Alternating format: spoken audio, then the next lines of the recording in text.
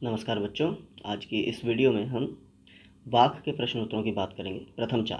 तो पहला है, रस्सी यहाँ किसके लिए प्रयुक्त हुआ है और वह कैसी है।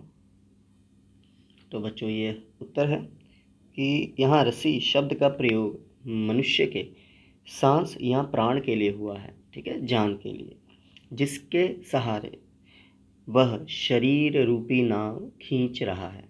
ठीक है बच्चों, ठीक है, जिसके सहारे वो शरीर रूपी नाव खींच रहा है। वह रस्सी अत्यंत कमज़ोर है और वो जो रस्सी है वो काफ़ी कमज़ोर है, सांस कभी ख़त्म हो सकते हैं, तो वह कब टूट जाए कुछ नहीं कहा जा सकता।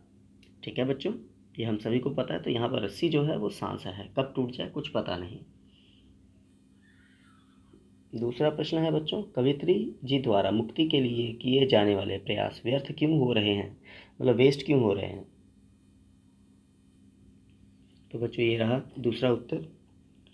कवित्री जी लोभ, ठीक है, मोह माया आदि से मुक्त नहीं हो पाई हैं, जैसे हम भी हैं, लालच वगैरह सब है।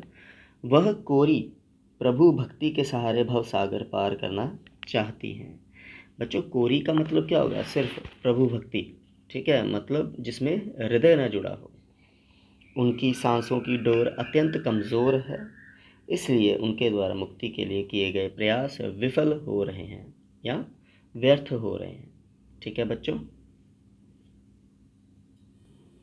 तीसरा प्रश्न है बच्चों, कवित्री जी का घर जाने की चाह से क्या तात्पर्य है, मतलब क्या मतलब है। तो बच्चों यह उत्तर है आपके समक्ष, ये वाला। तो घर जाने की चाह का तात्पर्य है, मतलब है कि इस भवसागर से मुक्ति पाकर अपने प्रभु की शरण में जाना, अर्थात उनके लिए घर कौन है, परमात्मा। ठीक है, तो वह परमात्मा जी की शरण को ही अपना वास्तविक घर मानती हैं। कहने का मतलब जिसके ज्ञान चक्षु खुल जाते हैं उसके लिए ईश्वर का घर ही अपना होता है। अच्छा बच्चों, चौथे प्रश्न में दो पंक्ति हैं जिनका भाव स्पष्ट करना है। एक है, जेब टटोली कोड़ी ना पाई, खा खाकर कुछ पाएगा नहीं, न खाकर बनेगा अहंकारी।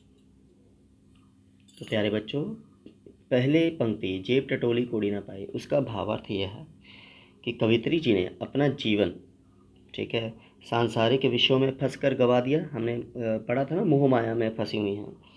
तो उन्होंने जीवन के अंतिम समय में अपने जीवन का जब लेखा जोखा देखा तो उस भक्ति के फलस्वरूप, जो उन्होंने भक्ति की थी, प्रभु जी को देने लायक उनके पास कुछ भी ना था, मतलब जेब टटोली, ठीक है ना। जब अपने कर्म देखे तो ऐसा कुछ भी नहीं था कि जो ईश्वर को वो दे सके।